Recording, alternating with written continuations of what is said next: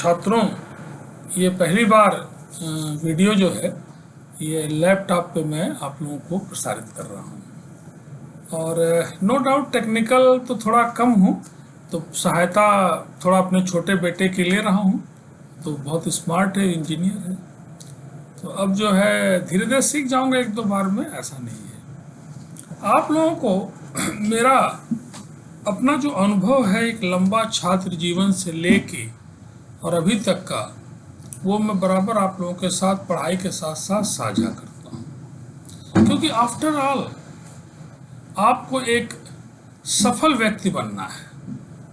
आपके छात्र जीवन का या पूरे जीवन का जो उद्देश्य है वो एक ही उद्देश्य है कि आप एक सफल व्यक्ति बने। अब सवाल है कि सफल किसको कहें, ये बड़ा गूढ़ प्रश्न है। सफलता के मायने क्या हैं आपके लिए, ये समझना आपके लिए बेहद आवश्यक है। क्यों? क्योंकि ये दिशा अगर आपकी सफलता की शॉर्टकट हो गई, नैतिकता आपने छोड़ दी, तो भ्रष्टाचार की जननी आपके अंदर पैदा शुरू हो जाएंगी और एक भ्रष्ट नागरिक, कितना भी विद्वान आप बन जाए, वैसे तो बन ही नहीं पाएंगे, लेकिन कितना भी विद्वान आप बन जाएं, देश के लिए, मेरा मानना, और समाज के लिए और खुद अपने लिए आप घातक सिद्ध होंगे। तो पहला तो यही कि कुछ कारक तत्व छात्र जीवन के जिनको अभी से आपको अपनाना है। क्यों? क्योंकि जो एक बड़ी बिल्डिंग आपकी तैयार हो रही व्यक्तित्व की, उसमें ये नींव है आपकी, है ना, ये नींव आपकी भरी जा रही है। दीवारें, बल्कि एक तरह से अब आपका जो स्टेज हायर एजुकेशन में दीवारें चल रही हैं, तो छत उसी पे ढलेगी आपकी। तो मेरा ये कहना है कि पहला काम तो यही कि आप अपने जीवन में ईमानदार हो। ईमानदार एक सबसे बड़ा कारक तत्व है। ईमानदार हर चीज में ईमानदार हो। ईमानदार का मतलब नहीं कि केवल एक पर्टिकुलर आप पैसे के मामले में ईमानदार हैं, नहीं। आप जो भी काम करते हैं उसमें आप ईमानदार हो। पढ़ाई कर रहे हैं तो आप ईमानदार हो। आप दूर रह के पढ़ रहे हैं, गार्जियन फोन लगा के पूछ रहा है। मैंने बहुत बच्चों को देखा है कि रात को 11 बजे, 12 बजे, 1 बजे, 5 बजे, 9 बजे जब लगा रहे हैं, क्या पढ़ रहा हूँ। उनको ये भी नहीं सेंस है कि भाई गार्जियन बेचारा उत्सुकता बस आपसे पूछ रहा है, कम से कम उसको सत्य बताएं, तो उसके मन में भी आपके प्रति एक ट्रस्ट हो कि बच्चा जो मैंने भेजा है वो सही दिशा में जा रहा है। तो ईमानदारी हर जगह आप बरतें। अपनी पढ़ाई में भी ईमानदारी बरतें। अपने को झुठलाएं मत कि मुझे आता। मैंने देखा है कि कुछ छात्रों को जब ये भ्रम हो जाता है कि आता है, तब फिर वो अज्ञानी ही रह जाते हैं और उसका जीवन में असर पड़ता है। अगर आप ईमानदारी से मान लें कि भाई मुझे एक चैप्टर नहीं आता है सर, तो कोई चीज़ दुनिया में पेट में कोई सीख के नहीं पैदा हो रहा है, तो आप जान जाएंगे ऐसा क्या है। कोई चीज़ असंभव भी नहीं है। मेरा मानना है कि कोई चीज़ असंभव नहीं है। जो आप चाहें सो आप जान सकते हैं, बशर्ते आप ईमानदार हों। ये बहुत इंपॉर्टेंट, ईमानदार हों। उसी का एक तत्व है कि जब तक कोई बहुत इमरजेंसी ना आ जाए, तब तक थोड़ा झूठ बोलने से बचें आप। वो भी उसी का पार्ट है, क्योंकि बचपन से ही पढ़ते आए कि सांझ बराबर तप नहीं, झूठ बराबर पाप, जाके हृदय सांझ है ताके हृदय आप, प्रभु का निवास होता है, ऐसा कहा गया है। तो सच, आप सच्चाई के रास्ते पर रहिए। मैं भी कोशिश करता हूँ, ईश्वर की दया से पैसा भी ऐसा मिल गया जिसमें मुझे बेईमानी का चांस बहुत कम है, न के बराबर। न चाहूँ तो है ही नहीं शिक्षा जगत में। तो मुझे याद है कि आमतौर पर मैं झूठ का व्यापार नहीं करता। कोशिश करता हूँ कि महीनों महीनों तक गॉड फियरिंग हूँ कि मैं झूठ न बोलूँ। आपको भी चाहिए कि अपने जीवन में आप सच्चाई का साथ दें, झूठ मत बोलें। इससे क्या है, ये दोनों चीज़ें, ईमानदारी और सच्चाई, आपके अंदर साहस का निर्माण करेंगे। आत्मबल आपका बढ़ेगा, और आत्मबल अगर आपके पास है तो आप कुछ भी कर सकते हैं, जीवन में आप सफल हो सकते हैं। दूसरी चीज़ कि सफलता कोई एक दिशा ही नहीं कि आप कोई बड़े पैकेज में हो गए तो वो सफल, वो भी एक पार्ट है, नो डाउट। आप अच्छा पैसा कमा रहे हैं, दैट इज़ गुड, मैं उसको बुरा नहीं मानता हूँ। लेकिन पैसा कमाने के साथ आप बाकी चीज़ भूल जाएं। सबसे पहले आपके अंदर ये बोध होना चाहिए कि जो भी मेरा अस्तित्व है उसमें मेरे माता पिता का ही अस्तित्व है पूरी तरह से। बहुत लोगों को, मैंने बड़े लोगों को, सफल लोगों को देखा है जो एक कोट करते हैं कि मैं अपनी माँ बाप के कारण यहाँ तक। एक घटना का मैं जिक्र करूं कि एक बहुत बड़े कंसल्टेंट थे, 20 कंपनी के बोर्ड ऑफ डायरेक्टर थे टाटा ग्रुप में। हमारे रिलेटिव भी लगते थे। मैं उनके पास बैठा तो मैंने ऐसे ही थोड़ा बटरिंग के फेस में, उनका शरीर भी बहुत अच्छा था 70 साल में, मैंने पूछ ही लिया कि आप बताइए कि आप क्या क्या करते हैं, क्या योगा करते हैं, कैसे रहते हैं। उन्होंने कहा कि देखिए, अपनी भाषा में कि देखा, अपनी माँ को दिखाया, 90 साल की थी। सब इन्हीं की देन है, इन्हीं की परवरिश का फल है कि मैं इतना स्वस्थ और इतना रेगुलर हूँ, सब इन्हीं की देन है। तो ये उनका समर्पण का भाव मुझे बड़ा अच्छा लगा। ये अपनी माँ के प्रति उनकी श्रद्धा का बखान करता है। तो आपको भी अपने गार्जियन के प्रति तो श्रद्धावान होना ही चाहिए, आज्ञाकारी होना ही चाहिए। अगर कहीं आर्थिक लॉस भी हो जाए थोड़ा किसी नौकरी में और उनकी इच्छा के विपरीत हो रहा है, तो आप उनको कन्विंस कर लीजिए, मुझे लगता है सफलता आपके कदम चूमेगी। और अगर आप एक ही दिशा में बह रहे हैं तो मुझे लगता है कि आपको फाइनली जो जीवन का उद्देश्य वो पूरा कतई नहीं होने वाला है। मुझे देख के बड़ा तरस आता है कि बहुत सारे कॉलोनी में और जगह जगह मैं आजकल वॉच करता हूँ तो देखता हूँ कि जवानी की उम्र में माता पिता, बचपन से लेकर जवानी तक माता पिता उनके घर में उनके साथ हैं। जब उनके बच्चे हो गए, नाती पोता, उनकी भी परवरिश में उन माता पिता का बड़ा योगदान है, बाबा दादी का। लेकिन जो ही वो बच्चे थोड़े बड़े हो गए और माँ बाप बूढ़े हो गए तो मुझे देख के बड़ा आश्चर्य भी होता है और लगता है कि समाज निश्चित रूप से पतन की तरफ जा रहा है। और उसमें खास करके ये जो छात्र जीवन आपका है उसकी नींव कहीं न कहीं कमजोर है। माता पिता को छोड़ के स्वार्थवश आप उनके मकान को छोड़ के आप किसी फ्लैट में निकल जा रहे हैं। ठीक है, जाइए, अच्छी बात है, सिक्योरिटी जो भी अच्छाई है, माता पिता को भाई ले जाइए। मेरा अपना मानना है कि बिना माता पिता के आशीर्वाद से आपको कुछ भी हासिल होने वाला नहीं।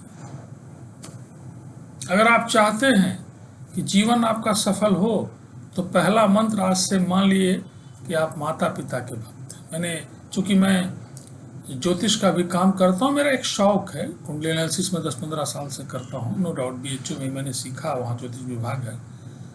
लेकिन मैंने देखा है अपने अनुभव से कि हर बड़ा आदमी, हर सफल आदमी अपने माँ बाप का, इन जनरल, एक्सेप्शनल केस नहीं, इन जनरल बहुत बड़ा भक्त है। और उसका सबसे बड़ा फल उसको खुद भी मिलता है। उसका बच्चा किताब पढ़ने से वो बात नहीं उसके अंदर आ पाएगी, कल्चर ट्रांसफर पीढ़ी से पीढ़ी हो रहा है। आपको आपके पिता के साथ उसका क्या व्यवहार है, माता के साथ क्या व्यवहार है, वो बच्चा वाच कर रहा है। और अगर आप चाहते हैं कि आपके साथ भी कुछ कठिनाई न आए तो पहला काम तो यही है कि आप अपने माता पिता के आज्ञाकारी होइए, सेवक बनिए। और ये एक दिन में नहीं आएगा। ये जो छात्र जीवन है, जो नींव बन रही है, इसमें इन गुणों का विकास होना नितांत आवश्यक है। और इन गुणों के विकास से होगा क्या? ऑटोमेटिक सरस्वती माँ की कृपा आपके ऊपर होगी, आप पढ़ने में तेज होंगे ही होंगे, तेज हो जाएंगे। ऐसा नहीं है कि तेज होने के पीछे कोई, चलिए भाई पहले बदतमीज हैं, कोई बात नहीं, बाद में तेज हो जाएंगे, भूल जाइए, कभी नहीं ऐसा होने वाला है ना। तो वही हाल है कि कुछ नैतिक मूल्यों को पालन करते हुए गरीबों के प्रति, तीसरी चीज कि भाई गरीबों के प्रति आप दया भाव रखिए। मैं बच्चों को भी बताता हूँ कि जिस क्लास में मैं तुम्हें पढ़ा रहा हूँ, जो इतनी मोटी तनख्वाह जो मुझे मिल रही है, तुम्हारी फीस से चपरासी की तनख्वाह नहीं मिल सकती है। तो फिर ये पैसा आता कहाँ से? ये पैसा गरीब के टैक्स तक, उसमें रिक्शावान के रिक्शे का रोड टैक्स भी इन्वॉल्व है। और उन पैसों से लाखों रुपए, इतनी बड़ी अमाउंट में आपको हायर एजुकेशन में सरकार जो पैसा खर्च करती है, उन गरीबों का योगदान है। ये स्वामी विवेकानंद का कथन है कि इन गरीबों के पैसे पे पढ़ के जो आप एक उच्च कोटि के हुए हैं, अमीर हो गए हैं, और उनके प्रति अगर आपके अंदर कोई अच्छा भाव नहीं है तो आप कृतज्ञ हैं पूरी तरह से। तो मेरा मानना है कि आप छात्र हैं, जब रिक्शे पर बैठें कुछ करें तो कम से कम उन लोगों के प्रति एक अच्छा भाव रखें, दया का भाव रखें। किसी के साथ भी आधी समस्या तो आपकी वाणी से ही खत्म हो जाएगी। वाणी को अच्छा रखिए। विद्या ददात विनयम, विनय अगर नहीं है तो विद्या आपके पास है नहीं। अब झूठे जिस तरह से कॉन्वेंट स्कूलों में सब लगते हैं बोलने, छोटे बच्चों को, गार्जियन को खुश करने के लिए, हर बच्चा या किसी बैंक प्राइवेट में चले जाइए, हर क्लर्क भी एजुकेटिव से ही शुरू होता है। तो उस छलावे में मत आइए और इन मूल्यों को समझिए, तभी आप सफल हैं। सफल का मतलब यही है। सफलता एक पूरा कैप्सूल है। सफलता कोई यूनिडायरेक्शनल नहीं है। सफलता आपके इन सारे तत्वों को मिलाने के बाद जो चीज़ बनेगी वो सफलता है। और ये बाद में नहीं हो पाएगा, ये छात्र जीवन में ही हो पाएगा। हम जब पीएचडी करते थे तो हम देखते थे कि professor S M Verma Banaras में, उनको मैंने गुस्सा करते बहुत कम देखा ही नहीं। तो बहुत बार कहते थे, क्योंकि पीएचडी में तो लंबा समय है तो पर्सनल टच हो जाता है। वो कहा करते थे कि आपकी आधी समस्या तो आपकी वाणी से ही खत्म हो जाएगी। इसका इस्तेमाल मैं भी यहाँ करता हूँ। छात्र जीवन में जो टीचर हूँ तो छात्रों के साथ संपर्क है। अगर कोई नटोरियस छात्र भी है, वो भी कभी कितना भी लड़ाई झगड़ा करता रहा हो, कभी गाली नहीं दिया, कभी टेढ़ा बोला भी नहीं। क्यों? क्योंकि अपनी वाणी है। तो बात एक ऐसी चीज है, कहावत है कि बातें हाथी पांव और बातें हाथी पीठ। और इसके लिए आप एक पंडित प्रताप नारायण मिश्र का लेख भी पढ़ लीजिएगा, यूट्यूब पर डालिएगा। बात, उसका टाइटल मैंने हाई स्कूल में पढ़ा है, तो उसको आप धीरे धीरे, धार्मिक पुस्तकों को बहुत सारे प्रतिक्रियावादी लोग कह देते हैं कि सब बेकार है, गोबर है, पढ़े नहीं है वो, उनको बस सुनी सुनाई बातों पे, भड़काने वाली बातों से कह देंगे गोबर है। लेकिन नहीं, हर एक धार्मिक बुक में, हर एक उपनिषद में, पुराण में, गीता में, सभी धर्मों में अच्छी बातें हैं और उसको आप एंजॉय कर सकते हैं। मैं पिछले दिनों कोरोना काल में कुछ उपनिषद पढ़ने का मुझे सौभाग्य प्राप्त हुआ। किसी संत ने एक उपनिषद दे दिया एक सेठ जी को, तो वो तो अपने व्यापार में इतने लिप्त थे, बोले आप ले जाइए पढ़िए। मैंने कहा चलिए, मेरे लिए ही पूंजी है। तो मैं कठोपनिषद पढ़ रहा था। उसकी चर्चा आपसे इसलिए कर रहा हूँ कि आपको जब समय मिलता है, हरदम आप 24 घंटा सब्जेक्ट नहीं पढ़ सकते हैं, इन धार्मिक पुस्तकों को पढ़िए। पहले पढ़ाया भी जाता था, माएँ भी पढ़ाती थी, अब तो उनको खैर ज़्यादातर यूट्यूब से छुट्टी नहीं है, लेकिन पहले पढ़ाती थी। तमाम बातें महाभारत रामायण की बताती थी और धीरे धीरे व्यक्तित्व निर्माण में इनका योगदान था। कठोपनिषद की उस घटना को मैं वर्णन करके फिर रखूंगा और चाहूँगा कि आप लोग भी कुछ इस तरह पढ़िए। उसमें निचकेता का वर्णन शुरुआत होता है, अपने पिता को गायों को दान देते हुए देख के उन्हें टोकता है कि आप सेकंड ग्रेड की गायें जो कम दूध देती हैं, जो नहीं दूध देती हैं, उनको आप जो है इन ब्राह्मणों को दान दे रहे हैं। तो इस बीच में आप देख रहे होंगे कि वीडियो में हाथ क्यों ऐसे कर ले रहा हूँ, उसके पीछे के नीचे सत्यनारायण भगवान की कथा हो रही है और गॉड फियरिंग होने के नाते जो ही शंख बज रही है मैं तुरंत हाथ जोड़ता है, मेरी आदत है। तो पिताजी को जो ही वो टोकता है कि आप ये क्या कर रहे हैं, आप दान नहीं दे रहे हैं, आप नरक में जाएंगे, पाप के भागी हो रहे हैं। तो उन्होंने गुस्से में बोला तुम्हें किसे दान दो। तो कहानी है कि बोला ठीक, मुझे यमराज को दान दे दीजिए।